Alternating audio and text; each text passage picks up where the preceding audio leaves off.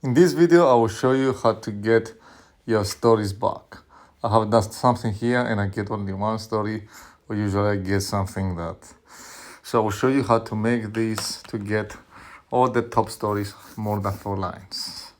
So basically, in order to fix this, you have to remove, or if you edit, it will not work.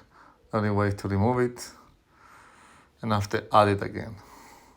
So you go here, you go to the news, you select and you select how it will show. So the best thing is to show the whole bar, like top stories like this, and this is what you need. So I don't want anything with the sports. I would like top stories and trending. I believe this is the best. You select this. I'm gonna have again your top stories as you wish. So you can prioritize this more up. So when you do left of the screen, you see this, right?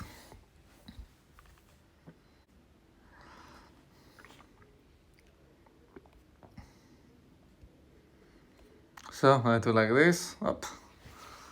I have my top stories. Thank you for watching this video.